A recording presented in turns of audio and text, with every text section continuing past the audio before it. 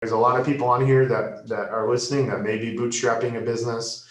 What did you do in the early days to successfully scale from a financial perspective? Let's start there.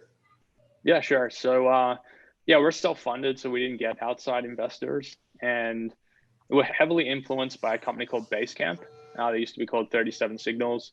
They've kind of been like the spokespeople really for self-funded software companies. They're sort of taken on that mantle.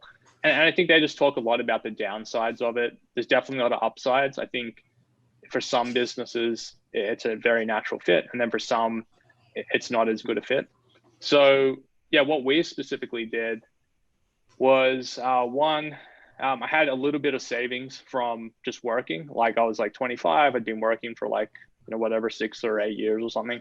And I just had a bit of money put away. I'd say it's probably about $30,000. And what I did in the first couple of years was make my expenses very small. So I was living in Sydney, Australia, and I moved to basically Europe. And then I lived in Turkey for a little bit, and I lived in Germany. And to give you some idea, like, the cost is just dramatically different. So living in Sydney, like your rent would be $2,000 a month. Like that was sort of like a 1-bedroom apartment.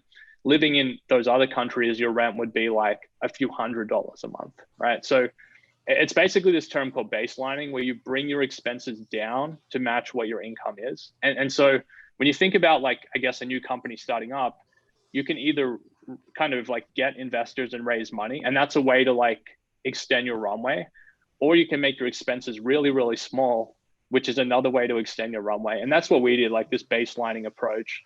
So we needed very little money to start the business because, I did sort of the business side of it, and my technical co-founder, Tom, he did like all the programming. So we didn't really have any like big outgoing expense right at the start. So we were able to do that, self-fund.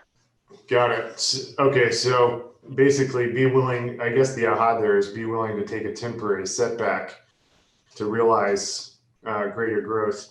Like in the early days, I mean, I have to imagine like there's all these, features you guys wanted to build out and you couldn't because you just, had a limited amount of time and money. I mean, how did you take me back to your decision-making process when it came to determining what to focus on? Yeah, I think we tried to get really dialed in on this problem, I guess, people were having, right? So really the problem around lead follow-up was like, I needed to distribute them automatically to my agents, because if that doesn't happen, then there's no quick speed to lead, right? So you're just losing opportunities. And then you need to have some accountability. Like you need to know, that they actually do something with it. And then you also want to automate some things, like an initial text message to go out, like some initial emails. And so initially, we didn't have all those features. So I think we just started like from the start, to some extent, which was distribution. And actually our very first client, who was actually just beta testing it at the time, he would just be sending us the leads, and then we would just be typing them into follow-up bots, like me and my partner. And it's pretty funny because one day he called me up and he's like, Dan, like I think I overloaded the system. I just sent in 100 leads. And I'm like, oh yeah, I think that's a server issue or something. And then I'm just there typing in all these leads. I told him about it later, but we wanted to test things. I think that's something that people can take away. You want to test things very quickly. So rather than going and building this thing that's going to take you a few months, try and test that, because I guess what we didn't know at the time was like, would people even send us the leads? Like, why would they trust us? I'm just this Australian guy living in Germany. Why would you trust him with your leads?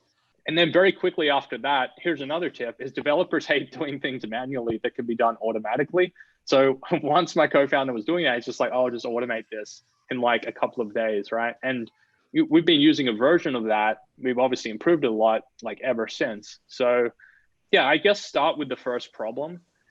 And at that time, we would also leverage other things, like I would sign people up and we didn't have email drips built into our system, right? And so I would also just get them like a free MailChimp account, or I think it was very cheap. I think it was like $10 or something like that. I just be like, look, pay for this. And what I'll do is I'll actually set up your MailChimp account for you as well as your follow-up boss account, right? So even though we didn't have the technology, I was making sure that like they were getting the result, if that makes sense. Mm-hmm. And now that there's things like Zapier, I mean, the opportunity to do that is like endless almost for like software startups and, you know, even people not in software. Yeah. How did you even